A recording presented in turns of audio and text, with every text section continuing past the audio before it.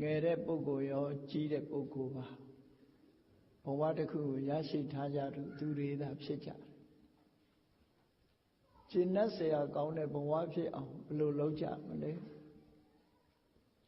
ဘဝတိုင်းဟာကျင့်တတ်เสียကောင်းရဲ့လားဆိုတာစဉ်းကျင်စဉ်းစားကြည့်ရမှာဖြစ်တယ်ခုလူဘဝရထားလို့ဘုန်းကြီးတို့ဆိုအသက်89နှစ်ထဲရောက်ပြီနော်ဘဝနေဝင်ချိန်လောက်ရောက်နေတဲ့အတိုင်းတာတစ်ခုပေါ့အဲ့လိုဘဝတစ်ခုရထားတဲ့အထဲမှာကိုယ်ဘဝမှာကျင့်တတ်เสียကောင်းတဲ့အလုပ်တွေဘာတွေလုပ်ပြီးပြီလဲကျင့်တတ်เสียလူဘဝဖြစ်ပြီလားလို့ဆိုတာပြည့်စုံတဲ့လူဘဝမဖြစ်သေးတောင်အတော်အသင့်ကျင့်တတ်เสียကောင်းတဲ့လူဘဝဖြစ်အောင်လူတိုင်းဖို့ဘယ်လိုနေမလဲဘဝဆိုတာဘာသာတရားနဲ့လည်းမဆိုင်ဘူးဘုန်းကြီးတို့တွေတချို့ဘာသာတရားတွေမှာအတိတ်ဘဝဆိုတာမရှိဘူးဒီဘဝပြီးရင်နောက်ဘဝဆိုတာလည်းမရှိဘူးလက်ရှိဘဝကလေးတစ်ခုကိုသာလက်ခံယုံကြည်တဲ့ဘဝဘာသာတရားတွေလည်းရှိတယ်ပေါ့ဘုရားဟောကြားတဲ့ဘာသာစကားအဆုံးအမတရားတွေထဲမှာဆိုရင်တော့တန်မြာနဲ့ကံကိုဟောထားတာဖြစ်သောကြောင့်ဒီဘဝမတိုင်ခင်ကလည်းဘဝရှိခဲ့တယ်ဒီဘဝပြီးရင်လည်းနောက်ဘဝတွေရှိအောင်ပဲဆိုတာကိုဘုရားဘာသာဝင်တွေကတော့လက်ခံယုံကြည်ကြတယ်ဒီထဲမှာ materialist လို့ခေါ်တဲ့ယုတ်ဝါဒီသမားတွေကြတော့သိလို့ရှိရင်ဘဝဆိုတာမရှိတော့ပြတ်တယ်ဒါကအခုခေတ်မှာပေါ်တဲ့ဝါဒမဟုတ်ဘူးမြတ်စွာဘုရားနဲ့ခေတ်ပြိုင်ဟောပြောတဲ့အိန္ဒိယနိုင်ငံမှာပေါ်ထွန်းခဲ့တဲ့အဇိတကေတကမလာရဲ့ဝါဒဒီတိုင်းပဲဖြစ်တယ်ပေါ့သိတဲ့နောက်မှာဘာမှမဖြစ်တော့ဘူးသိရင်ပြီးတာပဲဆိုတဲ့ယာဝလဟာနံပဒါနံလူတွေရဲ့လုပ်တဲ့အလုပ်တွေအားလုံးဟာသင်္ချိုင်းမှာအဆုံးသတ်တယ်ဒီလိုပဲသူတရားထဲမှာဒီလိုဟောလို့ရှိအဲ့တော့နောက်ဘဝဆိုတာမယုံကြည်ဘူးခဏခေတ်မှာလည်းအချို့ဘာသာတရားတွေရနောက်ဘဝဆိုတာမရှိဘူးအဲ့တော့ဗုဒ္ဓဘာသာမြတ်ဗုဒ္ဓရဲ့အဆုံးအမကိုရရှိခံယူထားကြတဲ့လူသားတွေကတော့နောက်ဘဝဆိုတာကိုလက်ခံတယ်အဲ့တော့ယုံနာမယုံနာအပါထားအခုလက်ရှိဘဝမှာအကျိုးရှိအောင်ဘယ်လိုနေမလဲဒါအဖို့အရေးကြီးတယ်ပေါ့လက်ရှိဘဝမှာကျင့်နှက်လောက်အောင်ဘယ်ပုံနေရမလဲဘာဖြစ်လို့တော့ဆိုလို့ရှိရင်ဘာသာတရားတော်တော်များများဟာ way of life ဆိုဘဝရဲ့နေနည်းထိုင်နည်းတွေကိုပြောကြတာသာဖြစ်တယ်သို့တော်ထို့ပြောတဲ့အတိုင်းအကုန်လုံးမှန်ကန်မှုရှိသလားလို့ဆိုတာတော့အခြေအနေနဲ့အချိန်ခါကအဆုံးဖြတ်ပေးသွားမှာဖြစ်တယ်ပေါ့မိမိရဲ့အဆုံးအမတရားတွေလမ်းကြောင်းတွေဘလောက်မှန်တယ်မမှန်ဘူးဆိုတာဟာအခြေအနေကနေဆုံးဖြတ်သွားကြတာပဲဖြစ်တယ်ပေါ့။တမန်အဖြစ်ကြည့်မယ်ဆိုလို့ရှိရင် way of life ဘဝမှာဘယ်လိုနေရမယ်ဆိုတဲ့ဆုံးမသွန်သင်ချက်တွေတော့ရှိကြတာရှိပဲ။အေးနောက်ဘဝမရှိဘူးဆိုရင်လည်းထားဒီဘဝမှာဘယ်လိုနေမလဲ။နော်နောက်ဘဝရှိတယ်ဆိုရင်လည်းနောက်ဘဝအတွက်ပါကောင်းအောင်ဒီဘဝဘယ်လိုနေမလဲဆိုတာကအရေးကြီးတယ်ပေါ့။အဲ့ဒါအရေးကြီးဆုံးပဲ။နောက်ဘဝရှိတာမရှိတာကိုလည်းသိတာမဟုတ်တော့ယုံကြည်မှုနဲ့လှုပ်လှုပ်ကြတာဖြစ်တယ်ပေါ့အဲ့တော့နောက်ဘဝရှိသူပဲဖြစ်ဖြစ်မရှိသူပဲဖြစ်ဖြစ်ကျင့်တတ်เสียဘဝတစ်ခုဖြစ်အောင်ဘယ်ပုံနေထိုင်မလဲဆိုတာဘုရားမြတ်စွာရဲ့အဆုံးအမတရားတော်တွေထဲမှာဟောပြောထားတာရှိအဲ့ဒါကိုဒီကနေ့မှတ်သားနာယူကြရအောင်နော်မှတ်သားနာယူကြအောင်မြတ်စွာဘုရားကတောင်ထိမြို့မှာကျောင်းတကာစေရဝန်ကျောင်းတကာအနာရဘိန်တထေးကိုဟောတဲ့သုတ်တန်တစ်ခုရှိတယ်ပတ္တကမ္မသုတ်လို့ခေါ်တယ်အင်္ဂုတ္တရနိကေမှာအဲ့ဒီသုတ်ကိုအနှစ်ချုပ်ပြီးတော့ဘုန်းကြီးတို့မှတ်သားနာယူပြီး ကိုယ့်ဘဝကိုကျင့်တတ်เสียဘဝတစ်ခုဖြစ်အောင်ပဲပုံနေကြမလဲဘာဒီလုပ်ရမလဲဆိုတာဟောပြောထားတာဖြစ်တယ်ဟုတ်မဟုတ်မြတ်စွာဘုရားဟောထားတဲ့ဒီသုတ်တံကိုနာယူမှတ်သားပြီးတဲ့အခါမှာကိုယ့်အကိုစဉ်းစားဆင်ခြင်သုံးသပ်ကြရမှာဖြစ်တယ်ပေါ့လောကဟာဆင်ခြင်သုံးသပ်မှုဟာအမြဲတမ်းအရေးပါတယ်ဘယ်ရာပဲဖြစ်ဖြစ်ဆင်ခြင်သုံးသပ်မှုမကင်းမဲနဲ့ဆင်ခြင်သုံးသပ်မှုမပါဘဲနဲ့လက်ခံရင်တော့ဒါအမှားမှန်ဆိုတာကိုယ်တိုင်သိနိုင်မှာမဟုတ်ဘူးအဲ့တော့ပစ္စောခဏဘဟုပကာရကုသလေတုဓမ္မေတုကောင်းတဲ့လုပ်ငန်းတွေမှာတောင်းပါပဲဆင်ခြင်သုံးသပ်မှုဟာသိအရေးကြီးတယ်ပေါ့ဘဝမှာလည်းဆင်ခြင်သုံးသပ်မှုနဲ့ပဲသွားကြကိုယ့်ဘဝကိုလည်းနေ့စဉ်နဲ့အမျှဆင်ခြင်သုံးသပ်ကြချက်ကလုပ်တယ်လို့လူတွေဟာနေ့စဉ်နဲ့အမျှကိုယ့်ရဲ့ဘဝအခြေအနေတွေကိုစဉ်းစားသုံးသပ်ဆုံးဖြတ်ကြရတာဖြစ်တယ်ပေါ့မသုံးသပ်လို့ရှိရင်ဘာတစ်ခုမှသိမှာမဟုတ်ဘူးလူတွေတာမန်အားဖြင့်ကျမ်းမာနေကြတော့လဲ medical check up လုပ်ကြည့်မှကျမ်းမာရေးအခြေအနေဆိုတာပုံမှန်သိနိုင်တာဖြစ်တယ်ပေါ့ medical check up လုပ်ခြင်းအပြင်ကျမ်းမာရေးအခြေအနေသိနိုင်တယ်လို့ကိုယ်လည်း mental check up ဆိုတာကိုယ်စိတ်နေသဘောထားတွေကိုလူတိုင်းဟာလုပ်သင့်တယ်လို့ပြောတာအဲ့ဒီလိုကိုယ့်ဘဝကို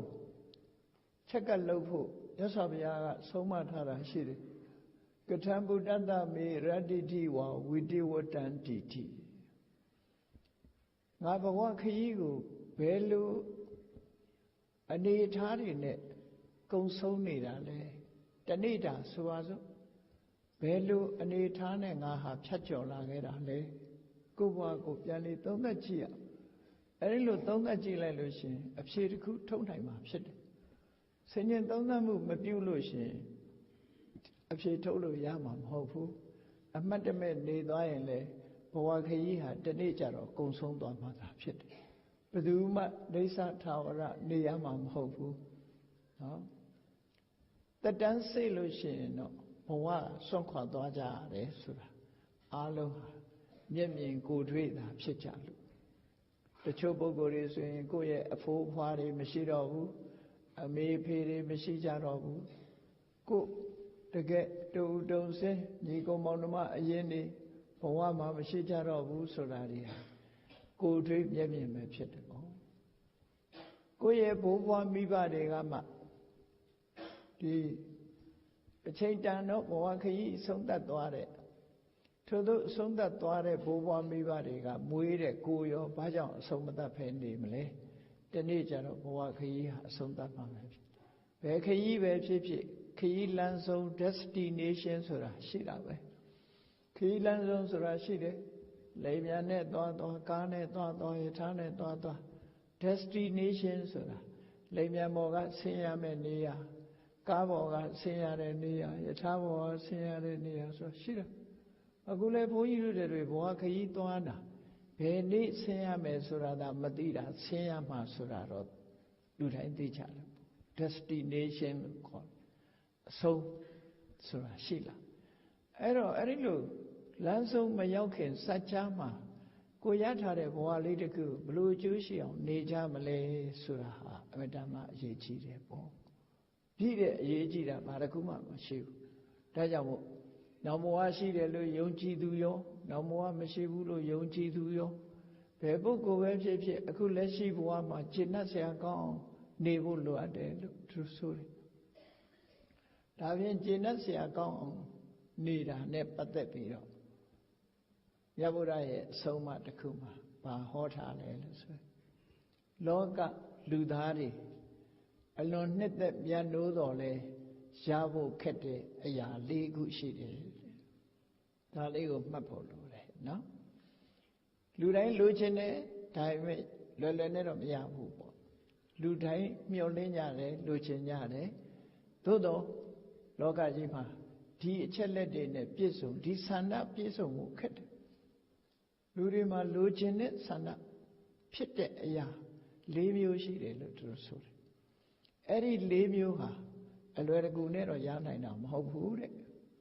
ကဲနံပါတ်1ကဘာလို့ဆိုလို့ရှိရင် လူတိုင်းဟာလူဘဝရလာလို့ရှိရင်မှန်ကန်တဲ့နိလန်းနဲ့စီးပွားဥစ္စာတွေတိုးတက်တာကိုရချင်တာပစ္စည်းဥစ္စာတွေကျွယ်ဝခြင်းကြတယ်ချမ်းသာခြင်းကြတယ်ပြည့်စုံနေခြင်းကြတယ်ဒါဟုတ်မဟုတ်ကိုစဉ်းစားကြည့်လူဘဝရလာလို့သိတတ်တဲ့ရွယ်ကစပြီးသူများနေတယ်လို့အဆင့်တန်းရှိနေခြင်းတယ်သို့မဟုတ်အဆင့်တန်းမြင့်နေခြင်းတယ်လို့သူတို့ဆိုနေပါဆိုတာလူတွေဟာအများတန်းရှိတယ်ကိုယ့်ရဲ့အိမ်နီးချင်းကကားစီးရင်ကိုယ်လည်းစီးခြင်းဖုံးကင်ရင်ကိုယ်လည်းကင်ခြင်းတယ်တိုက်နဲ့နေရင်ကိုယ်လည်းနေခြင်းတယ်ချမ်းသာကြွယ်ဝတယ်ဆိုရင်ကိုယ်လည်းချမ်းသာကြွယ်ဝခြင်းဒါကိုမြတ်စွာဘုရားလူတိုင်းလိုချင်တဲ့အရာဟာလူဘဝရလာပြီဆိုရင်စီးပွားဥစ္စာနဲ့ပြည့်စုံတောင်းတင်းနဲ့ဒီလိုနေခြင်းတယ်ဆိုတာလူတိုင်းရဲ့ဆန္ဒဖြစ်တယ်တဲ့သို့တော့အဲ့ဒါလည်းပဲလူတိုင်းမှာဒီဆန္ဒပြည့်စုံလားဆိုမပြည့်စုံကဲဟုတ်ပြီကံကောင်းလို့ဘဝမှာအတိတ်ကကုသိုလ်ကောင်းမှုတွေလုပ်ခဲ့လို့ဒီဘဝမှာချမ်းသာတဲ့မိဘဘောနဲ့ရောက်လာတဲ့ပုဂ္ဂိုလ်တွေလည်းရှိတယ်နော်မိဘကစီးပွားဥစ္စာပြည့်စုံတောင့်တင်းလို့အဲ့ဒီမိဘရဲ့အိမ်ကိုရောက်လာလို့ရှင်မိဘပိုင်ဆိုင်တဲ့ပစ္စည်းကိုပိုင်တဲ့ပစ္စည်းမျိုးဖြစ်ပြီးတော့တထေးသားတထေးသမီးဘဝအနေနဲ့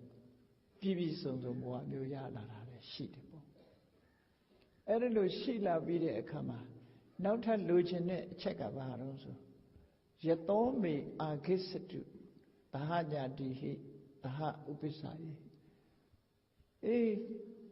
လူဘဝရလာပြီးစိစိမ်ဥစ္စာရှိုံနဲ့မလုံလောက်သေးဘူး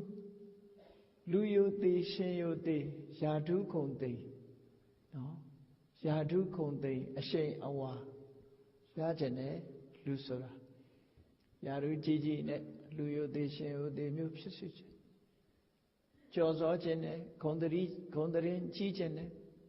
လူသိများခြင်းနဲ့ဆိုတဲ့ယတ္တလို့ခေါ်တယ်အချမ်းအယံများပြားတာကိုမျှော်လင့်ကြပြန်တယ်ပေါ့စီဝါဥစ္စာချမ်းသာလာတဲ့ပုဂ္ဂိုလ်ဟာဘယ်တော့မှတကောင်ကျွဲ့မနေခြင်းဘူးနော်အချမ်းအယံနဲ့အတိုင်းဝိုင်းနဲ့ဂုံရှိတည်ရှိနေခြင်းနဲ့ဆိုတဲ့ဆန္ဒတစ်ခုဖြစ်ပေါ်လာအဲ့ဒီဆန္ဒကိုအတိုင်းဖြစ်လာတဲ့ပုဂ္ဂိုလ်ရှိတော့လည်းမဖြစ်တဲ့ပုဂ္ဂိုလ်တွေလည်းအများကြီးဖြစ်လာစီဝါဥစ္စာတော့ရှိပါရဲ့ဂုံတရင်မရတဲ့ပုဂ္ဂိုလ်မျိုးတွေလည်းရှိအဲ့တော့ဒုတိယလိုအပ်ချက်ကိုပြည့်စုံလာပြီဆိုတဲ့အခါမှာလေတတိယလိုအပ်ချက်တစ်ခုပေါ်လာပြန်တဲ့လူတွေမှာဘာတော့စီဝါဥစ္စာလည်းတိုးတက်တယ်ဂုံတရင်လည်းရှိတယ်ဆိုတဲ့နောက်မှာဘာလိုချင်းပြန်လာတော့ဆိုအသက်ရှည်ခြင်းလာပြန်နော်ရရှိထားတဲ့ဘဝလေးမှာအသက်ရှည်နေခြင်းညပြန်ဇီဝဥစ္စာတွေတိုးတက်တဲ့ပုဂ္ဂိုလ်တွေဒီတိုင်းပဲဂုံသတင်းကြီးတဲ့ပုဂ္ဂိုလ်တွေဒီဘဝမှာကြာနေခြင်းနဲ့စိတ်တွေရှိတယ်ဒါမို့လို့အသက်ရှည်ခြင်းနဲ့ဆိုတဲ့ဆန္ဒဟာလည်းပဲတိုးလာတာပေါ့အဲ့ဒီဆန္ဒကိုလည်းပဲမိမိတို့လူတိုင်းပြေဝသွားတယ်ဆိုတာရှာမရှာမသေးခြင်းမေမဲ့လို့တည်သွားကြတယ်နော်မခွဲခြင်းမဲနဲ့ခွဲသွားရတယ်ဘဝတစ်ခုငယ်ရွယ်နဲ့လည်းအဆုံးသတ်သွားတာရှိတယ်တဲ့ရွယ်ကြီးမှအဆုံးသတ်တာရှိတယ်အဲ့ဒါလို့အသက်ရှည်ပါစေလို့ဆိုတော့လည်းပဲအသက်ရှည်ခြင်းမှရှိတယ်ဟောလူဆန္ဒလူတွေရဲ့ဆန္ဒအဲ့လိုရှိတယ်ကဲဒါဘဝတစ်ခုအတွက်ဆိုပါစို့စီစဉ်ဥစ္စာတွေလည်းရတယ်ဂုံတရင်လည်းကြီးမားတယ်အသက်လည်းရှည်တယ်လိုအပ်ချက်တွေပြည့်စုံသွားဗလားဆိုဒီဘဝအတွက်တော့ပြည့်စုံသွားနောက်ထပ်မျှော်လင့်ချက်တစ်ခုကျန်နေပြန်မနေရလို့ဒီဘဝကိုစွန့်ခွာတဲ့အခါမှာနောက်ဘဝမှာကောင်းရသူဒီဘုံရောက်ချင်ပြန်တယ်နော်ချမ်းသာတဲ့ဘဝတစ်ခုကိုရချင်ဒီဘဝစွန့်လိုက်ရရင်လည်းနောက်ဘဝမှာဒီတဲ့ကောင်းတဲ့ဘဝမျိုးကိုမျှော်လင့်ပြန်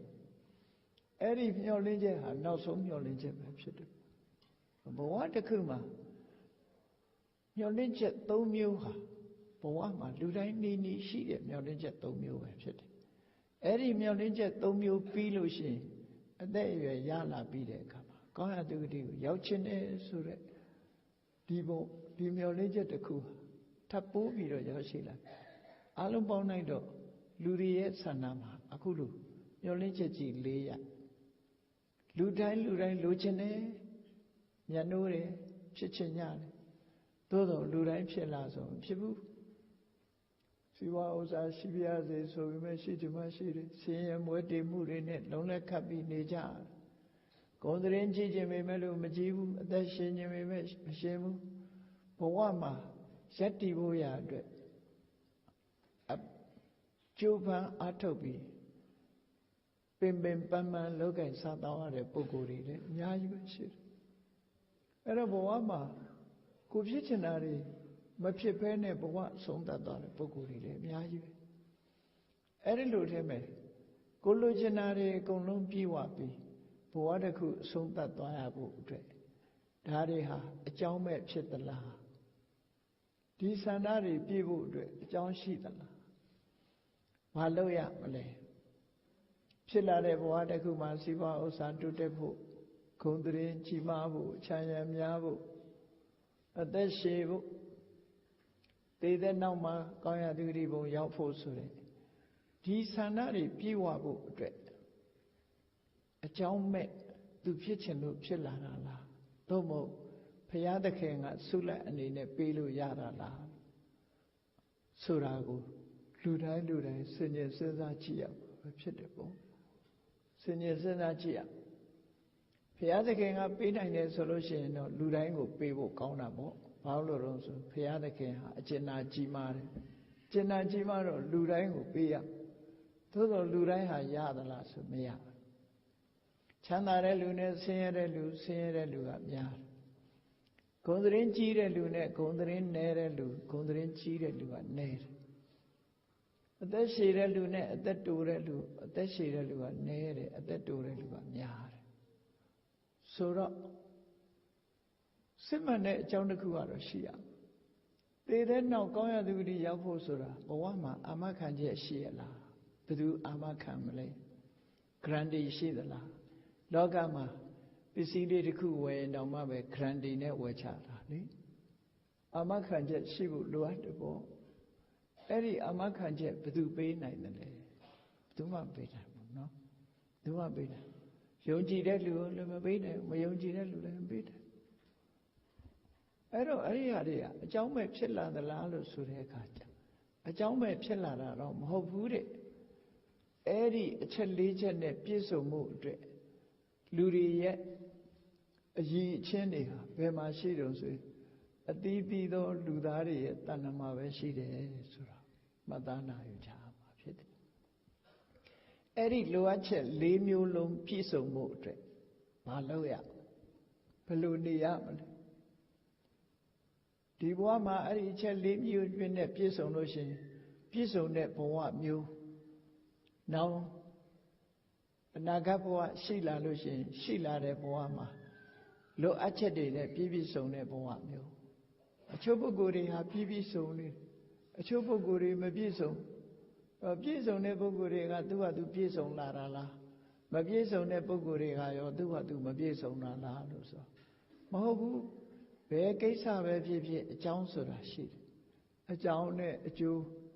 ပေါင်းစပ်ပြီးတော့မှဖြစ်ပေါ်လာတာဖြစ်တယ်ဒါကြောင့်မို့မြတ်စွာဘုရားကအဲ့ဒီလူတွေရဲ့လိုအပ်ချက်ဆန္ဒပြည့်ဝဖို့အတွက်ဘာတွေရှိလို့ပြည့်စုံတာတော့လို့ဆိုလို့ရှိရင်နံပါတ်1ကတတ္ထာတမ္ပထာကောင်းတဲ့အလုပ်တွေမှာစိတ်ဝင်စားတယ်ကောင်းတဲ့အလုပ်တွေမှာစိတ်ဝင်စားတယ်အမှန်ကန်သိတဲ့ပုဂ္ဂိုလ်သူမြတ်ရဲ့အသိဉာဏ်ကိုလေးစားတယ်ယုံကြည်တယ်ဆိုလိုတာကဒီပြာမကြည့်နဲ့တိုင်းပြည်တစ်ပြည်တောင်မှပဲအုပ်ချုပ်တဲ့ပုဂ္ဂိုလ်တွေကြည့်ဒီကနေ့ခေတ်တင်ကြည့်သမထဆိုတာရှိပြီးသမထရဲ့အကြံပေးဆိုတာရှိရသေးတယ်အဲ့တော့အကြံပေးဆိုတာဘာလို့ဆိုရင်အဲ့ဒီအကြံပေးတဲ့ပုဂ္ဂိုလ်ရဲ့အကြံဉာဏ်ကိုရယူရတာဖြစ်တယ်ပေါ့ဘယ်နိုင်ငံကသမထပဲဖြစ်ဖြစ်အကြံပေးပုဂ္ဂိုလ်တွေဝန်းရံနေတာသာဖြစ်တယ်စီးပွားရေးနဲ့အကြံပေးမယ်နိုင်ငံရေးအကြံပေးမယ်လူမှုရေးအကြံပေးမယ်အားလုံးအကြံဉာဏ်တွေပေါင်းစပ်ပြီးတော့မှ တိုင်းပြည်ကိုအုပ်ချုပ်နိုင်တာဖြစ်တယ်ဧကရိဘုရင်တွေမှာလည်းပဲအကြံပေးတွေဆရာတွေဆိုတာရှိတယ်ရှေးတုန်းကပရောဟိတ်ဆိုတာပုရောဟိတဘုရင်ရဲ့အကြံပေးတွေပဲသူတို့အကြံပေးတဲ့အတိုင်းလိုက်နာပြီးဆောင်ရွက်ကြရတယ်အဲ့တော့တမန်ပုဂ္ဂိုလ်တိုင်းဟာပြည့်စုံလုံလောက်တဲ့အသိဉာဏ်မရှိသည့်အတွက်ကြောင့်အကြံပေးမှုကိုအခြေခံပြီးတော့လုပ်ကြအဲ့တော့အကြံပေးတဲ့အခါမှာဒီအကြံဉာဏ်ကိုလိုက်နာယုံကြည်တဲ့ပုဂ္ဂိုလ်ဟာသူ့ရဲ့အကြံဉာဏ်ကိုယုံကြည်ဖို့လက်ခံဖို့လိုအပ်တယ်လက်မခံရင်သူလုံးမှာမဟုတ်ဘူးအဲ့ဒါလိုပဲဘဝခရီးကိုသွားတဲ့အခါမှာနောင်ဘဝရှိတယ်ဒီအကြောင်းတရားတွေရှိတယ်လို့ဟောပြောတဲ့ပုဂ္ဂိုလ်သူမြတ်ရဲ့အသိဉာဏ်ကိုလက်ခံကြရမှာဖြစ်တယ်အဲ့ဒါကိုတတ္ထာလို့ခေါ်တယ်တတ္တဟတိတထာဂတတဘောဓိအသိဉာဏ်တစ်ခုကိုလေးစားလက်ခံတယ်နော်ရှိတယ်ဆိုတာကိုလက်ခံတယ်ဒီအကြောင်းတရားဟာမှန်ကန်တယ်ဆိုတာကိုလက်ခံမှလိုက်နာချက်သုံးမှုကိုလုပ်တာဖြစ်တယ်တနည်းအားဖြင့်တတ္ထာဆိုတာဆုံးဖြတ်တာယုံကြည်တယ်ဆုံးဖြတ်တယ်မှန်တယ်လို့ဆုံးဖြတ်ထားတဲ့ပုဂ္ဂိုလ်တရားဟာကောင်းတဲ့အလုပ်ကိုလုပ်ဖို့ဝန်မနေတော့ဘူးဖြစ်တယ်ကောင်းတဲ့ဘက်ကိုစိတ်ဝင်စားတယ်ကောင်းတဲ့အလုပ်တွေကိုလုပ်တယ်တတ္ထာတမ္ပရာဒါဟာလောကမှာအရေးကြီးဆုံးအချက်တစ်ခုဖြစ်တယ်ပေါ့အေးလူတွေရဲ့စိတ်ကောင်းနှလုံးကောင်းဟာကောင်းကျိုးချမ်းသာကိုပေးနိုင်တယ်တူမေတ္တာတူမှာဆိုတာလို့တူပေါ်တူမေတ္တာထားရမယ်နှိမ့်ချသွားတဲ့ပုဂ္ဂိုလ်တွေပေါ်မှာအကျဉ်းနာထားရမယ်ကိုယ်ရဲ့တာလွန်သွားတဲ့ပုဂ္ဂိုလ်တွေပေါ်မှာဝမ်းသာမှုမုရိဒာထားရမယ်အားလုံးပေါ်မှာသိခံခြင်းခွင့်လွှတ်ခြင်းနဲ့ဘွေမယူခြင်းလို့ဆိုတဲ့တည်ငြိမ်တဲ့စိတ်တွေသဘောထားတွေရှိရမယ်ဆိုတာဟာဒါအမြဲတမ်းမွန်မြတ်တဲ့စိတ်တွေသဘောထားတွေကိုဟောပြောဆုံးမထားတာတွေလက်ခံယုံကြည်ဖို့လိုအပ်တယ်ပေါ့အဲ့ဒါတွေကိုစိတ်တွေသဘောထားတွေမှန်ကန်တဲ့အဆုံးအမတရားတွေကိုလက်ခံယုံကြည်တဲ့တတ္ထာဆိုတာကောင်းဖို့အတွက်ဥလက်ပေးတာဖြစ်တယ်ဒါကအရေးကြီးတဲ့အချက်တစ်ခုကတတ္ထာတမ္ပရာတဲ့တရားမရှိရင်ဘာတစ်ခုမှမလုပ်ဘူးဒါကြောင့်တရားဟာဘာနဲ့အလားတရံတူတော့ဆိုရင်မျိုးစိတ်နဲ့အလားတရံတူမျိုးစိတ်မရှိရင်အပင်မပေါက်ဘူးမျိုးစိတ်ရှိမှအပင်ပေါက်တာမျိုးစိတ်လေးဟာအလုံးနှစ်ခုကိုလှုပ်တယ်နော်မျိုးစိတ်လေးဟာအလုံးနှစ်ခုလှုပ်တယ်ဆိုတာကိုယ့်အကိုစဉ်းစားကြည့်ဘာအစိတ်လေးပဲဖြစ်ဖြစ်အလုံးနှစ်ခုကိုလှုပ်တယ်မလေးလာရင်မသိဘူးလေးလာရင်သိမယ်နော်တရက်စိတ်လေးဆိုတာဆိုအလုံးနှစ်ခုလှုပ်တယ်အလုံးတစ်ခုကဘာတော့အောက်ကိုအမြင့်ဆင်းတာအလုံးတစ်ခုအပေါ်မှာအညောင်ကလေးတက်တာအလုံးတစ်ခုဟောမျိုးစိတ်လေးတစ်ခုကအမြင့်ဆင်းတယ်အပေါ်ကို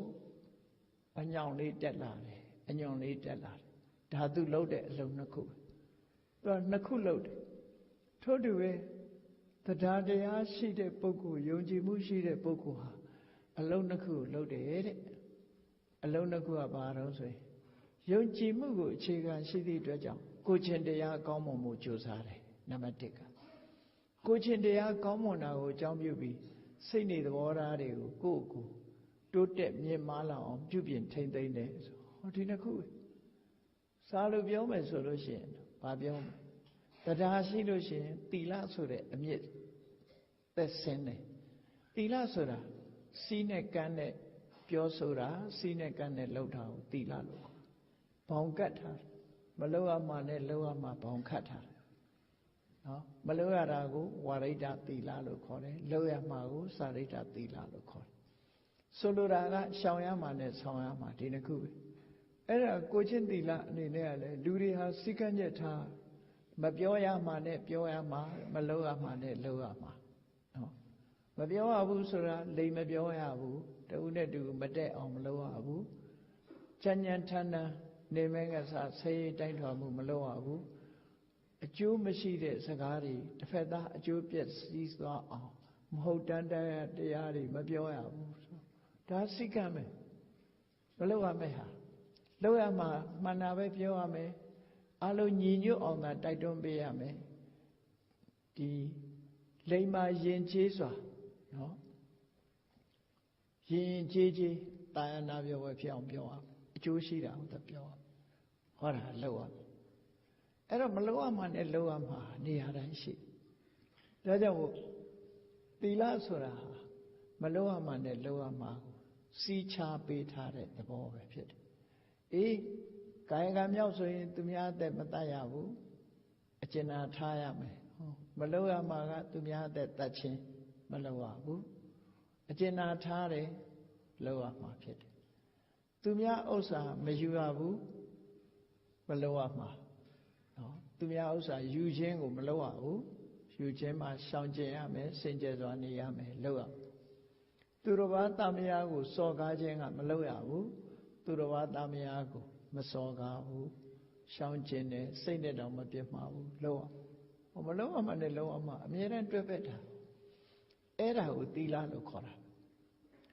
အဲ့တော့လောကမှာလူတော်လူကောင်းလို့ပြောတဲ့ပုဂ္ဂိုလ်တွေဟာဒီကိုချင်းသီလကောင်းတဲ့ပုဂ္ဂိုလ်တွေကိုခေါ်တာကိုချင်းသီလကောင်းမှလူတော်လူကောင်းဖြစ်တယ်ဘယ်ဘာသာဝင်ဘယ်လူမျိုးပဲဖြစ်ဖြစ်ကိုချင်းသီလပြက်ပြားနေတဲ့ပုဂ္ဂိုလ်တရားဘယ်တော့မှလူတော်လူကောင်းမဖြစ်ဘူးလူတော်လူကောင်းဖြစ်ဒါကြောင့်မို့ဘဝမှာအောင်မြင်ကြီးပွားဖို့အတွက်ခေါင်းကလိုအပ်ချက်တွေပြည့်စုံမှုအတွက်သီလတံပဒါကိုချင်းတရားနဲ့ပြည့်စုံမှုဟာကြီးမားတဲ့အထောက်အကူဖြစ်စေတတ်တဲ့အကြောင်းတရားတစ်ခုပဲလို့ဒီလိုဟောတယ်တရားရှိရမယ်ကိုချင်းသီလရှိရအဲ့ဒီနှစ်ခုဟာပြည့်စုံအဲ့တော့ကိုချင်းသီလလို့ဆိုတဲ့နေရာမှာကြည့်ကိုချင်းသီလကိုလူချင်းဝတ်တစ်ခုအနေနဲ့ပြောလိုက်မယ်ဆိုလို့ရှိရင်အခုအားလုံးသိနေကြတဲ့၅ပါးသီလခုနဆောက်တည်လိုက်တဲ့၅ပါးသီလအဲ့ဒီ၅ပါးသီလဟာလူတွေအတွက်လိုအပ်ချက်ဖြစ်တယ်နော်လူတွေအတွက်လိုအပ်ချက်ဖြစ်တယ်ဘာကြောင့်လိုအပ်ချက်လို့ပြောရတယ်လဲစဉ်းစားကြည့်လိုအပ်ချက်လူလောကကြီးတစ်ခုလုံးအတွက်လိုအပ်ချက်လို့ပြောအောင်နော်သူများအသက်ကိုမတတ်ဘူးဆိုရင်နော်ရာဇဝမှုကျူးလွန်မှုမရှိတော့တရားတွေအလုံးဘယ်သူကိုမှမတတ်တာမတတ်ဘူးဆိုလို့ရှိရင်လောကကြီးမှာရာဇဝမှုတိုင်းပြည်မငြိမ်းမချမ်းဖြစ်တယ်ဆိုတာတတ်ကြတယ်ဖြတ်ကြတယ်အဲ့ဒါဟောမတတ်ဘူးလို့ရှောင်ကျင်လိုက်တာနဲ့တပြိုင်နက်ငြိမ်းချမ်းသွားတယ်သီလဆိုတာတကယ်တော့ကိုယ့်အတွက်လို့ထင်ကြပေမဲ့လို့သီလဆောက်တည်လိုက်သည့်အတွက်ကြောင့်မိမိကိုယ်တိုင်ကသူများတဲ့ကိုမတတ်ဘူးဆိုအားလုံးကိုယ်ကငြိမ်းချမ်းအောင်လုပ်ပေးတဲ့သဘောပဲကိုယ့်အတွက်တစ်ဖက်သားတွေမှာအန္တရာယ်မရှိတော့ဘူးလို့ဆိုလို့ကိုရှောင်လိုက်တာနဲ့တစ်ဖက်သားဟာအန္တရာယ်ကင်းသွားဒါကြောင့်မို့သီလကို၅ပါးသီလကိုမဟာဒါနလို့မြတ်စွာဘုရားဟောတယ်တရားတွေကိုသိဆုံးခြင်းမှခွင့်လွှတ်ပေးလိုက်တဲ့ကြီးမားတဲ့အလှူဒါနကြီးတစ်ခုပဲလို့သူတို့ဆိုတယ်ဟောအဋိဏဒါနဆိုတာလဲစဉ်းစားကြည့်ကိုယ့်အတွက်လားသူ့အတွက်လားလို့မေးကြည့်လူတွေဟာသူများပစ္စည်းကိုမတရားမယူဘူးဆိုရင်ကိုယ့်ကြောင့်ပစ္စည်းဆုံးရှုံးရတာတို့ပစ္စည်းအတွက်တောကရောက်တာတို့မဖြစ်တော့အကယ်၍သူများပစ္စည်းကိုမတရားယူတတ်တဲ့ပုဂ္ဂိုလ်တရားရှိတယ်ဆိုရင်ဒီပစ္စည်းအတွက်နဲ့တောကရောက်ကြတိုင်းပြည်မှာလည်းပဲရာဇဝမှုတွေဘယ်နေရာမှာဓမြတိုက်တယ်ဘယ်နေရာမှာအနုချမ်းစေးတယ်ဘယ်နေရာမှာခိုးဆိုးလူရက်သွားတဲ့ဆိုတာတွေရာဇဝမှုတွေပဲလေအဲ့တော့ဘာနဲ့အဋိဏဒါနရှောင်လိုက်တာနဲ့တပြိုင်နက်ဒီဟာတွေဟာငြိမ်းချမ်းသွားပြန်ထို့တူပဲကာမေတုမိစ္ဆာစာကာမကိစ္စတွေမှာမှန်မှန်ယွင်ပြုချစ်မှုဆိုအဲ့ဒါကင်းသွားရင်လေလောကမှာကြည့်ဒီကနေ့ခေတ်မှာအတန်အကျယ်ဆုံးဘယ်မှာရိတ်လောက်တယ်ဆိုတာအတန်အကျယ်ဆုံးဖြစ်လာဟောကာမေတုမိစ္ဆာဆိုတာလုံကျုံလာလို့ရှိရင်ဒီအတန်မလန်တွေဟာပျောက်ကွယ်ပြီးတော့ဒီအမှုခင်းတွေဟာချုပ်ငြိမ်းသွားမှသာဖြစ်တယ်ပေါ့နောက်တစ်ခုမုသဝါဒဝေရမဏိဆိုတာကြည့်လိမ့်လေးလှည့်ပြားပြီးတော့မပြောဘူးဆိုတဲ့အခါဘယ်မှာဖြင့်လိန်ခံရတယ်ဘသူဖြင့်လိန်သွားတယ်ဆိုတာဒီမရှိတော့ရာဇဝမှုတွေကင်းသွားအလုံးလူတွေဟာစိတ်နှလုံးအေးချမ်းသာနေရအဲ့ဒီထဲမှာအထိကိဆုံးကတော့ဘာတော့ဆိုမူရစေဝါသေရသေရတောက်စားမှုမူရစေဝါသေရသေဆက်တောက်စားမှုဟာဘသူကိုထိခိုက်တုံးလို့ဆိုလို့ရှိရင်တောက်သူကိုယ်တိုင်ကိုထိခိုက်တယ် ဘယ်လိုထိခိုက်တာတုံးလို့မေးလို့ရှိရင်ဒါတွေသုံးမှများလို့ရှိရင်သူ့ရဲ့အုံနောက်ဟာနော်ဘဝကပေးလိုက်တဲ့အိုင်ကျူလို့ခုခေတ်ပြောတဲ့ဟာမျိုးပေါ့နော်အဲ့ဒီ intelligent quotient အတိုင်းအတာတစ်ခုအသိဉာဏ်ရှိမရှိတိုင်းတာပြီးကြည့်လိုက်မယ်ဆိုရင်မူရစေဝါသုံးတဲ့ပုဂ္ဂိုလ်ရဲ့ဒီအိုင်ကျူဟာပင်ကိုယ်ကကောင်းတော်လဲပဲဒီမူရစေဝါသုံးပါများလာတဲ့အခါသူ့အတွေးခေါ်တွေအုံနောက်တွေပျက်စီးကုန်အဲ့တော့ဘလောက်ဆုံးရှုံးလို့ဆိုရင်သူဟာလူဘဝမှာတန်ဖိုးရှိတဲ့အသိဉာဏ်တွေသူရဖို့ရအတွက်အများကြီးဆုံးရှုံးသွားအိုင်ကျူတို့အီကျူတို့ဆိုတာတွေအကုန်ဆုံးရှုံးသွားမူရစေဝါသုံးခြင်းအပြင်အတွေးခေါ်အယူဆတွေအကုန်လုံးလွဲမှားလာတယ်မူရနေခြင်းကြောင့်လှုပ်တဲ့လှုပ်ထိုက်တာတွေမလုပ်ဘူးပျက်စီးဆုံးရှုံးလာတယ်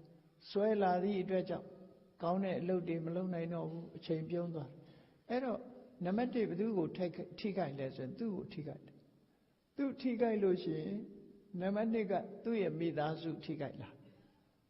သူဟာဝန်ထုံးဝန်ပိုးကြီးဖြစ်လာနံပါတ်3တိုင်းပြည်ကိုထိခိုက်လာတယ်ဒီလိုဝန်ထုံးဝန်ပိုးရှိတဲ့ပုဂ္ဂိုလ်တွေဟာတိုင်းပြည်တိုးတက်ရတိုးတက်ချောင်းဘာမှမလုပ်အခုလောလောဆယ်မှာဂျာနယ်တွေမှာရေးနေတယ်နော်ဖိလစ်ပိုင်နိုင်ငံမှာ3 သန်းလောက်မူရစေဝါဆွဲနေတယ်ဆိုတဲ့လူတွေဟာတိုင်းပြည်အတွက်ဝန်ထုံးဝန်ပိုးကြီးဖြစ်နေတယ်လေအဲ့ဒါ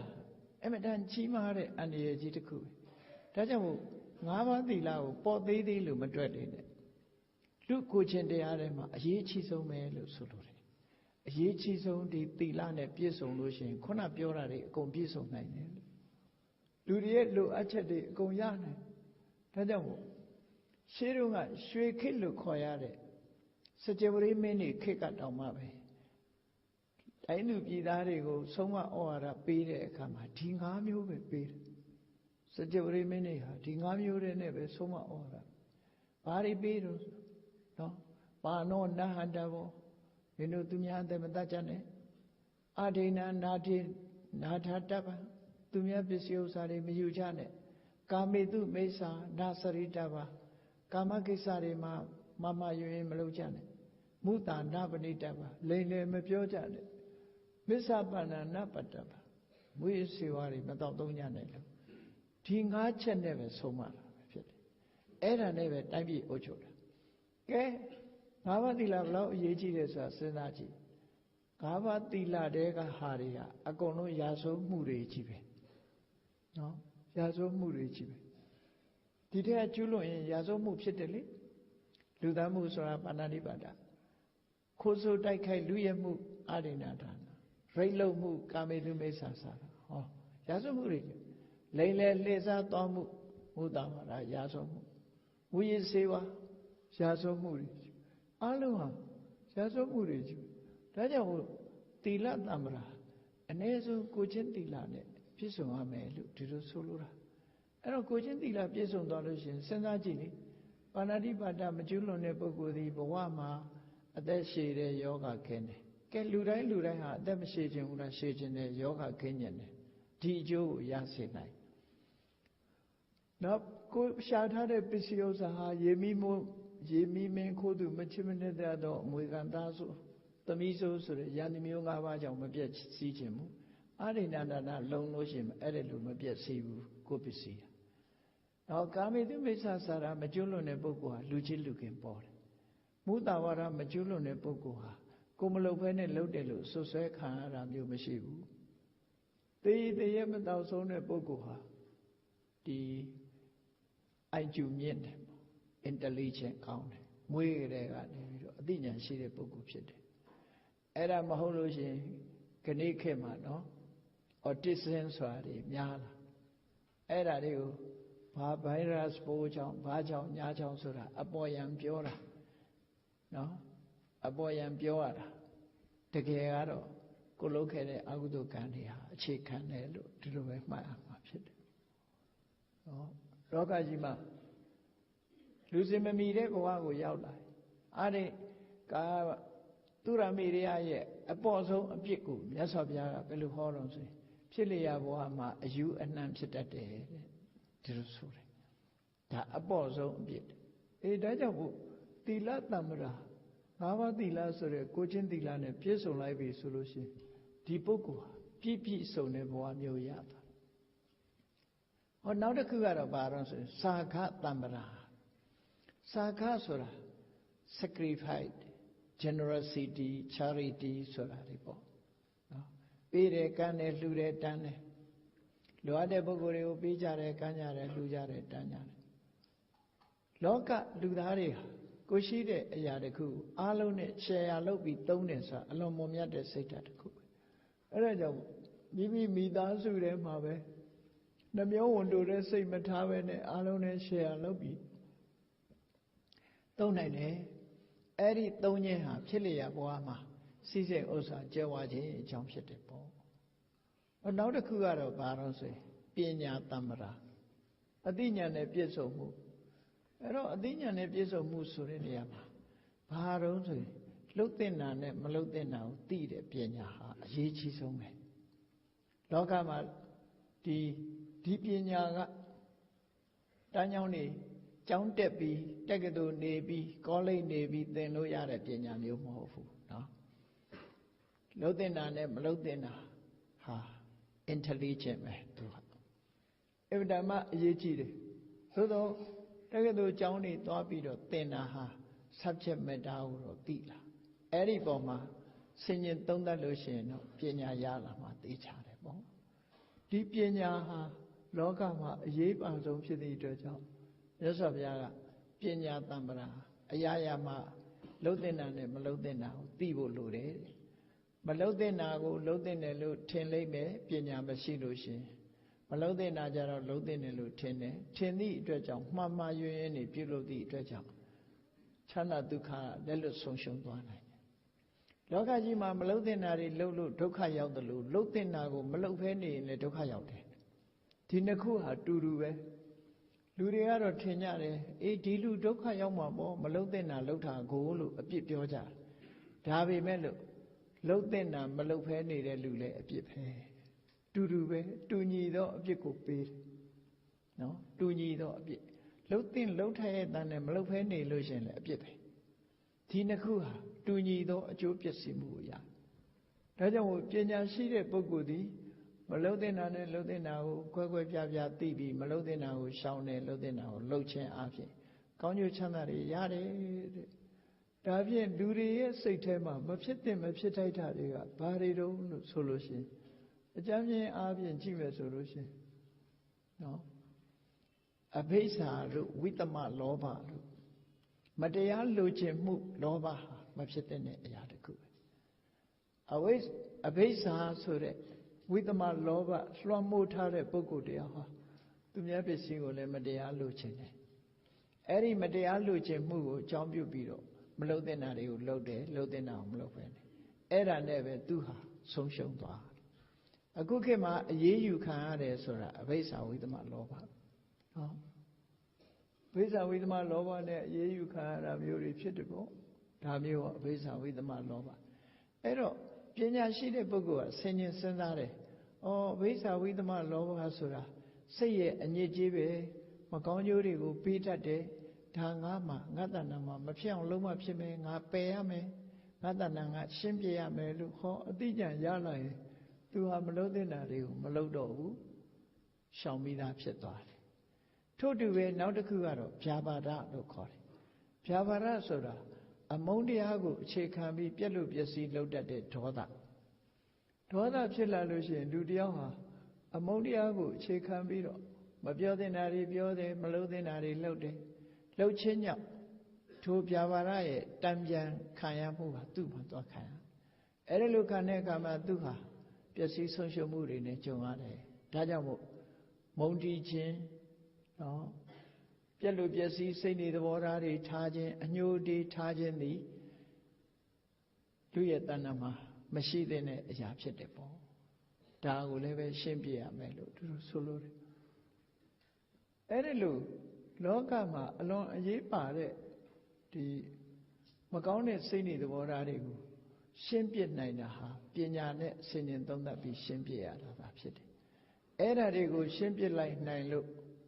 လှုပ်တဲ့လှုပ်ထိုက်တာတွေကိုကောင်းကောင်းသိသွားပြီးမလှုပ်တဲ့မလှုပ်ထိုက်တာတွေကရှောင်လိုက်ပြီးဆိုရင်အဲ့ဒီပုဂ္ဂိုလ်ဟာပညာသမารပညာနဲ့ပြည့်စုံတယ်လို့ဒီလိုပြောရမှာဖြစ်တယ်ပေါ့ဒါကတာမန်အဆင့်အနေနဲ့ပညာလို့ပြောတယ်အဲ့ဒီတဲ့အဆင့်မြင့်တဲ့ပညာကြတော့ဘာလို့ဆိုရင်ဝိပဿနာပညာဒါကြတော့အဆင့်မြင့်သွားအဲ့ဒီအဆင့်မြင့်တဲ့ဝိပဿနာပညာကိုလည်းပဲတခဏပဲဖြစ်စေကိုကလှုပ်ထားကြိုးစားအထောက်ဝိပဿနာပညာလုံးမယ်ဆိုရင်ဘာနဲ့စတာဆို mindfulness ကစနော်အလုပ်တစ်ခုပေါ်မှာ mindfulness လုပ်တဲ့လေ့ကျင့်မှုကိုလေ့ကျင့်ပေးရမှာဖြစ်တယ်အဲ့ဒီလေ့ကျင့်ပေးခြင်းဒီကိုယ်လုပ်ငန်းအောင်မြင်မှုအတွက်လည်းဖြစ်တယ်ဘဝမှာတိုးတက်မြင့်မားခြင်းရဲ့အကြောင်းလည်းဖြစ်တယ်အရာခတ်သိမ်းကိုအသိပညာဖြင့်ဆင်ញင်သုံးသပ်တတ်လာတယ်ပေါ့ဘယ်ဟာပဲဖြစ်ဖြစ်ဆင်ញင်တုံတရားရှိလာလှုပ်တဲ့နာမလှုပ်တဲ့နာကိုဆင်ញင်တတ်လာတယ်ဒါကြောင့်မို့လို့ဒီဝိပဿနာဆိုတဲ့ထူးခြားတဲ့အမြင်တစ်ခုရအောင်လည်းပဲကိုယ်တဏ္ဍာမှာရှိတဲ့ဆိုပါစို့ထွက်လေဝင်လေလေးဟာလူတွေဟာတာမန်ပုဂ္ဂိုလ်တွေကထွက်လေဝင်လေတွေကိုကိုယ်နှာခေါင်းက24နာရီအသက်ရှူနေတော့လည်းပဲအသက်ရှင်မှုအတွက်သာအသုံးချပြီးတော့ဘာတစ်ခုမှအကျိုးမြတ်ရအောင်မလုပ်နိုင်ကြဘူးအဲ့ဒါတယံဇာတပစ္စည်းအစ်စ်ပဲလူတိုင်းအသက်ရှင်နေတာရှူလိုက်ထုတ်လိုက်ရှူလိုက်ထုတ်လိုက်လုပ်နေတာအေးတကယ်တန်မိုးရှိသုံးချတတ်တဲ့ပုဂ္ဂိုလ်တွေကြတော့အဲ့ဒီထွက်လေဝင်လေလေးကိုရှူရှိုက်တာလေးကိုတတိကပ်ပြီးတော့ mindfulness လုပ်ပြီးရှူရှိုက်ခြင်းအပြင်အ ਨੇ ဆုံးသူဟာကျမ်းမာရေးရသွားတယ်နော်စမ်းပြီးတော့လှုပ်ချစ်ပေါ့တနေ့ကိုအ ਨੇ ဆုံးနိုင်ဝက်လောက်ထွက်လေဝင်လေလေးကိုမှတ်ပြီးဒါ mindfulness လုပ်တယ်အဲ့ဒါကိုယ်နှာခေါင်းကရှူးနေတဲ့လေလေးကိုအသုံးချလိုက်တာဘာရတော့ဆိုရင်စိတ်တည်ငြိမ်မှုဆိုတဲ့တမာရိယ mindfulness ဆိုတဲ့တတိယလားအဲ့ဒီနှစ်ခုဒီလုပ်ငန်းကင်တာဆောင်ရွက်တဲ့အခါမှာအင်တန်မှအကျိုးဖြစ်ထွန်းစေတယ်အနောက်နိုင်ငံကလူတွေကဒီကနေ့ခေတ်မှာ mindfulness ကိုသင်တန်းတွေပါပို့ချပြီးတော့ business မှာတောင်အသုံးပြုနေကြနော်ဒါဘယ်သူကဟောတာတော့ဆိုရင်ဘုရားမြတ်စွာဟောတဲ့တရားပဲဖြစ်တယ်သို့သောဘုရားကိုယုံကြည်တဲ့ပုဂ္ဂိုလ်တွေဟာဒီအလုပ်ကိုခက်ခဲတဲ့အလုပ်ကြီးတစ်ဖွဲနေ့စဉ်ဘဝမှာလုပ်လို့မရတဲ့အလုပ်တစ်ဖွဲထင်မှားပြီးတော့ရိတ်တာသွားမှတို့လုပ်ရမယ်လို့ထင်နေကြတယ်မဟုတ်ဘူးအိမ်မှာနေရင်သွားရင်လာရင်အိမ်ထိုင်ရင်မှာပဲအချိန်ပိုင်းလေးမှာအလုပ်လုပ်လို့ရ mindfulness ကိုယ်လေကရှူရှိုက်နေတဲ့လေတွေကိုကြာနာနာအသုံးချကြည့်လိုက်ကျမ်းမာရေးအတွက်ရသွားမယ်တတိအတွက်ရသွားမယ်တမာတိအတွက်ရသွားမယ်အဲ့ဒီတဲ့ထပ်ဆင့်ပြီးတော့အသုံးချလိုက်လို့ရှိရင်ပညာအတွက်ပါရသွားရှူလိုက်တဲ့လေလေးကိုတတိထားမိတယ်လေလေးထိသွားတာကိုတတိထားမိတယ်ရှူလိုက်တဲ့လေလေးဟာနော်ပူတယ်အေးတယ်ဆိုရင်တေဇောဓာတ်နော်ပြော့တယ်မာတယ်ဆိုလို့ရှိရင်ပထဝီလှုပ်ရှားတာလေးကဝါယောဟောပထဝီရဲ့တေဇောရဲ့ဝါယောရဲ့အဲ့ဒီလေထဲမှာဒီ၃ခုဟာအ ਨੇ ဆုံးထင်ရှားသိနိုင်တာ၃ခုဒါကိုဖုဒ္ဓဘာလို့ခေါ်တယ်နောက်နာသီးပြားမှာရှိတဲ့ကာပတာရာလေးရဲ့ဒါယုတ်တရားလို့ခေါ်တယ်ဘာကြောင့်ယုတ်တရားခေါ်တော့ဆိုရင်သူတို့မှာအသိစိတ်မရှိဘူးလေလေးမှာလည်းအသိစိတ်မရှိဘူးလေလေးထိသွားတဲ့နှာသီးပြားမှာလည်းအသိစိတ်မရှိဘူးအဲ့ဒီထိမှုကိုကြည့်ပြီးတော့အသိစိတ်လေးပေါ်လာတာကနန္တရားအဲ့ဒီပေါ်လာတဲ့နန္တရားလေးမှာအသိစိတ်ဆိုတဲ့နန္တရားမှတ်သားတဲ့တင်ညာတွန်းအားပေးတဲ့စေရနာနော်တွန်းအားပေးတဲ့စေရနာအာယုန်နဲ့ဆက်သွယ်ပြီးတော့ထိလာတဲ့ဖတ်တာဟောစိတ်ခံစားမှုဝေဒနာဖတ်တာဝေဒနာတင်ညာစေရနာစိတ်အလုံးနန္တရားက5မျိုးဖြစ်သွားတယ်ရုပ်တရားက4ခုနန္တရားက5ခုအသက်ရှူတဲ့အချိန်ပိုင်းလေးမှာဒါလေးတွေကိုသိလိုက်လို့ရှိရင်ဒါဝိပဿနာလမ်းကြောင်းပေါ်မှာရောက်တာထူးခြားတဲ့အသည့်လို့ခေါ်တယ်အဲ့ဒီအသည့်ကနေပြီးဆက်နွယ်ပြီးတော့ဘာတွေသိလာတော့ဆိုမမြဲတဲ့သဘောတွေသိလာတယ်ဆင်းရဲတဲ့သဘောတွေသိလာတယ်မမြဲတဲ့သဘောကိုသိတော့ဘာအကျိုးရှိတုံးဆိုလို့ရှိရင်တွေ့တာမှုတွေကိုလျှော့ချနိုင် မမြဲဘူးဆိုတာကိုမြဲတဲ့ထင်နေရင်စိုးရိမ်တကြီးဖြစ်နေတတ်တယ်အေးမမြဲဘူးဆိုတာသိလာသည့်အတွက်ကြောင့်တွေ့တာမှုကိုလျှော့ချတယ်တွေ့တာမှုကိုလျှော့ချလိုက်သည့်အတွက်ကြောင့်စိုးရိမ်သောကဆိုတာလည်းလျော့ပါသွားတယ်လျော့ပါသွားသည့်အတွက်ကြောင့်စိတ်နှလုံးအေးချမ်းစွာနေနိုင်တယ်လို့ဆိုအဲ့ဒါပညာရဲ့စွမ်းရည်တတ္တိပဲလို့ဆိုလို့ဒီဘဝမှာဒါကိုလှုပ်ကြည့်ခြင်းအပြင်တတိစွမ်းအားတွေတိုးတက်လာမယ်တမာတိစွမ်းအားတွေတိုးတက်လာမယ်ပညာစွမ်းအားတွေတိုးတက်လာမယ်အဲ့ဒီတိုးတက်လာခြင်းဖြင့်ဘဝမှာမှန်ကန်တဲ့လမ်းကြောင်းကိုရှောက်လန်းနိုင်ပြီးတော့တည်တည်ငြိမ်ငြိမ်နေနိုင်တဲ့ဘဝမျိုးရောက်လာမယ်ဒီလိုဆိုတယ်ဒါကြောင့်မို့မြတ်စွာဘုရားကကျင့်တတ်เสียကောင်းတဲ့ဘဝလေးတစ်ခုနေနိုင်ဖို့ရအတွက်တဏ္ဍာသီလနော်စာကပညာဒီအခြေအနေကောင်းတဲ့တရား၅မျိုးကိုယ်တဏ္ဍာမှာရှိအောင်ကြိုးစားပါကြိုးစားပြီးတော့ဘာလို့อ่ะလူတိုင်းဟာမွေးဖွားလာတဲ့နောက်စီးပွားဥစ္စာတွေရှာကြတယ်နော်အလုပ်ငန်းတွေလုပ်ကြတယ်ငွေကြေးတဏတွေရကြတယ်စုဆောင်းကြတယ်အဲ့ဒီရလာတဲ့ငွေကြေးတဏတရားသဖြင့်ရလာတဲ့ငွေကြေးတဏတွေကိုဘာအတွက်သုံးချမလဲနံပါတ်1မိမိကိုယ်တိုင်ချမ်းသာအောင်နေမယ်မိမိရဲ့မိဘတွေကိုကြွေးမွေးဆောင်ရှောက်မယ်သားသမီးတွေကိုကြွေးမွေးဆောင်ရှောက်မယ်ချမ်းသာအောင်ထားမယ်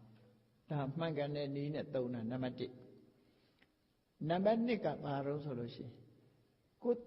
ဒီပစ္စည်းဥစ္စာရှာထားတာဟာကို့မှာအန္တရာယ်တစ်ခုကိုကျုံးလာလို့ရှိရင်အဲ့ဒီအန္တရာယ်ကအကာအကွယ်ဖြစ်ဖို့အတွက်အသုံးချတယ်ဟောရေမီမင်းခိုးသူမချစ်မနစ်တဲ့သောမွေကသားဆိုသမီးဆိုဆိုတာတွေကြောင့်အန္တရာယ်တွေကျုံးလာတဲ့အခါမှာဟောဒီငွေကြီးတနာကိုသုံးပြုပြီးဆင်းရဲဒုက္ခလွတ်အောင်လုပ်လို့ရဒါမှန်ကန်စွာအသုံးချခြင်းတတ္တိယကဘာလို့ဆိုရင်နော်လူသားတွေမှာဝတ္တရားတွေဆိုတာရှိတယ်ဝတ္တရားတွေရှိတယ်အဲ့ဒီဝတ္တရားကိုဆောင်ရွက်ရမယ်ကိုရထားတဲ့ပစ္စည်းနဲ့ဝတ္တရားကိုဆောင်ရွက်တာဘယ်ပုံဆောင်ရွက်တာတော့လို့ဆိုလို့ရှိရင်ညာတိပလိတဲ့ဆွေတွေမျိုးတွေဒုက္ခရောက်နေလို့ရှိရင်ကြည်မနေရဘူးပေးရမယ်အဋ္ဌိထိပလိတဲ့ကိုယ်အိမ်လာတဲ့ပုဂ္ဂိုလ်ပါးစပ်ဟောင်းလောင်းမနေစေရဘူးကျွေးတဲ့ကျွေးလိုက်တာကျွေးပဲဋ္ဌိထိပလိဟောနောက်တစ်ခုကတော့ဘာလို့ပုပ္ပပေတပလိတဲ့ကိုယ်ဆွေတွေမျိုးတွေတဲကတမလွန်ဘဝရောက်သွားတဲ့ပုဂ္ဂိုလ်တွေအတွက်ရည်စူးပြီးတော့အမြတ်တမ်းပေးဝေတာလှူတာတန်းတာလို့ဒါပုပ္ပပေတပလိလို့ခေါ်တယ်နောက်တစ်ခုကတော့တိုင်းပြည်အုပ်ချုပ်တဲ့မင်းတွေကိုအခွန်ဘန္တာပေးရမယ်ရာဇပလိလို့ခေါ်တယ်အဲ့ဒါလဲသတ်မှတ်ထားတဲ့အခွန်တွေကိုပေးရမယ်မပေးဘဲနဲ့အခွန်မရှောင်ရဘူးလို့ဆိုလို့တော့ရာဇပလိနောက်တစ်ခုကဒေဝတာပလိတဲ့ကိုရိုးရာကိုးကွယ်တဲ့နတ်တွေကိုနော်ပန်းစီမီတို့ဖြင့်သူတို့ကိုပူဇော်တယ်ပေးကမ်းတယ်ဒါကတော့မိတ်ဆွေသဘောဒါပေမဲ့ဒီနေရာမှာသားကောင်တွေကိုတတ်ပြီးတော့အကုသိုလ်အဖြစ်ခံပြီးတော့နတ်ကိုပူဇော်ဖို့မလိုဘူးနော်နတ်ကိုပူဇော်ဖို့မလိုဘူးအဲ့ဒါလို့ပူဇော်လို့ရှိရင်ကိုယ်မှာအကုသိုလ်တွေဖြစ်မယ်အဲ့ဒါကြောင့်မလို့ကိုစားတဲ့ဟာပဲဖြစ်စေသို့မဟုတ်ပန်းရည်ချမ်းလေးတွေသူတို့ကိုအတိမတ်ပြုတဲ့အနေနဲ့ပေးတာမျိုးဒေဝတာပလိလို့ခေါ်တယ်အဲ့ဒီဟာကိုလည်းအသုံးချလို့ရတယ်လို့ကိုရလာတဲ့ပစ္စည်းဥစ္စာတွေကိုမှန်ကန်တဲ့နည်းနဲ့အသုံးချနောက်တစ်ခုကတော့ဘာလို့ဆိုရင်ဒါနကောင်းမှုပြုလုပ်ရမယ်ဟောရှားပွေလို့ရထားတဲ့ပစ္စည်းတွေကိုနံပါတ်1ကိုနဲ့ကိုမိသားစုကိုမိဘတွေချမ်းသာအောင်ထားခြင်းနံပါတ်2ကအန္တရာယ်ကြုံလာလို့ရှိရင်ကာကွယ်ဖို့အသုံးချခြင်း emergency case ပေါ့နံပါတ်3ကတော့ပေးသိမ့်ပေးလိုက်တဲ့ပုဂ္ဂိုလ်တွေကိုပေးကမ်းခြင်းနဲ့နံပါတ်4ကကုသိုလ်ကောင်းမှုပြုခြင်းပဲအဲ့ဒါလို့လှုပ်လို့ကုန်ကျသွားတဲ့ပစ္စည်းတွေဟာတန်ဖိုးရှိရှိကုန်ကျသွားခြင်းသာဖြစ်တယ်တကယ်ကိုအကျိုးရှိရှိကုန်သွားခြင်းသာဖြစ်တယ်လူဘဝအခုတိုင်းနေထိုင်သွားကြမယ်ဆိုလို့ရှိရင်တန်ဖိုးရှိသောဘဝကျင့်တတ်စရာကောင်းတဲ့ဘဝပဲဖြစ်တယ်လို့မြတ်စွာဘုရားဒီလိုဆုံးမဩဝါဒပေးတာဖြစ်တယ်အဲ့ဒီတော့ဒါကြောင့်မို့ကျင့်တတ်ဖွယ်ကောင်းတဲ့ဘဝမျိုးဖြစ်အောင်ဘုန်းကြီးတို့တွေနေချရမှာထိုင်ကြရမှာဖြစ်တယ်အဲ့ဒီလိုနေမယ်ထိုင်မယ်ဆိုလို့ရှိရင်ရလာတဲ့လူဘဝသည်အခုလက်ရှိဘဝသည်ကျင့်တတ်စရာအကောင်းဆုံးဘဝဖြစ်လာကျင့်တတ်စရာကောင်းတဲ့ဘဝမှာနေထိုင်တဲ့ပုဂ္ဂိုလ်သည်နောင်ဘဝရှိရင်လည်းကျင့်တတ်စရာကောင်းတဲ့ဘဝကိုရောက်မယ် နောင်ဘဝမရှိရင်လည်းပဲဒီဘဝမှာရှင်းတတ်เสียအကောင်းဆုံးဘဝတစ်ခုမှာနေပြီးသားဖြစ်သွားတယ်အားလုံးဘယ်ဘက်ကကြည်ရှင်းတတ်เสียကြီးပဲဖြစ်သွားတယ်တာဝန်လည်းခြေတယ်လူဘဝမှာ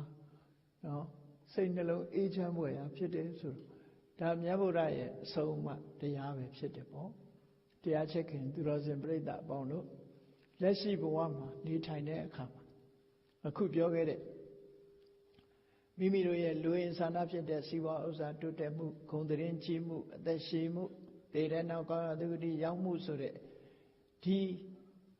ရခဲ့တဲ့လူချင်းစရာကောင်းတဲ့အချက်၄ချက်ကိုရဖို့ရအတွက်တတ္ထာတမ္ပရာသီလတမ္ပရာစာဂတမ္ပရာပညာတမ္ပရာဆိုတာရှိရမယ်ရှိပြီးမိမိရလာတဲ့ပစ္စည်းဥစ္စာကိုစနစ်တကျခွဲဝေပြီးတော့သုံးစွဲနည်းနဲ့သုံးစွဲရမယ်ကိုမိသားစုမိမိနဲ့တကွာကိုမိသားစုချမ်းသာအောင်ထားတယ်ကြွေးတယ်မွေးတယ်ဆောင်းရှောက်တယ်အန္တရာယ်ကျုံလာလို့ရှိရင်ဒီငွေကြေးတနာကိုအသုံးချပြီးတော့လွတ်အောင်ဆောင်ရွက်တယ်ပေးတဲ့ပေးတိုက်ကမ်းတဲ့ကမ်းလိုက်တဲ့ပုဂ္ဂိုလ်တွေကိုပေးကမ်းတယ်အလှူဒါနပြုတယ်ဆိုအဲ့ဒီနီးနဲ့နေထိုင်သွားမယ်ဆိုလို့ရှိရင်ခြေနှက်เสียကောင်းတဲ့လူဘဝမှာတို့တွေနေရပြီလို့စိတ်ထဲမှာဝမ်းမြောက်ဝမ်းသာဖြစ်ဖို့လိုအပ်ပါတယ်ဒီတဲ့ခြေနှက်เสียကောင်းတဲ့ဘဝရဖို့အတွက်ဆိုရင်တော့ပညာတမ္ပရာမှာပြောခဲ့တဲ့ဝိပဿနာကျင့်စဉ်ကိုတိုးမြင့်ကိုကျင့်ကြရမှာဖြစ်တယ်အဲ့ဒါလို့ကျင့်မယ်ဆိုရင်တော့အခြေနှက်เสียအကောင်းဆုံးသောဘဝမှာနေတာဖြစ်တယ်ပေါ့ဒါကြောင့်တရားချစ်ခင်သူတော်စင်ပြိဿအပေါင်းတို့ခြေနှက်เสียလူဘဝတစ်ခုဖြစ်အောင်ဘု து ပေါ်မှာမူတည်တယ်လဲဆိုမိမိတို့ကိုယ်တိုင်ပေါ်မှာသာမူတည်တယ်မိမိတို့ကိုယ်တိုင်လောက်ကင်ဆောင်ရွက်ကြမှာဖြစ်လို့သူများအားကိုးเสียမဟုတ်ဘဲနဲ့ဒီအဆုံးမအတိုင်းကိုယ့်ဘဝကိုပြင်ပြီးတော့ we are our own architect ဆိုတာကိုယ့်ဘဝကိုပြင်ကြရမှာဖြစ်တဲ့အတိုင်းအားလုံးမြတ်စွာဘုရားရဲ့အဆုံးအမကိုရရှိပြီးတဲ့နောက်ကိုယ့်ဘဝကိုအကောင်းဆုံးဖြစ်အောင်ပြုပြင်ဆောင်ရွက်နိုင်ကြပါစေကုန်သတည်း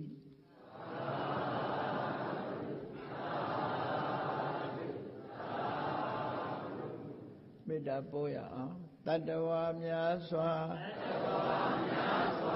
ဒေယံกว่าချမ်းသာကြပါစေတတ္တဝါများစွာဒေယံกว่าချမ်းသာကြပါစေမေတ္တာရေချမ်းသုံးငါဖြံငြိမ်းချမ်းကြပါစေ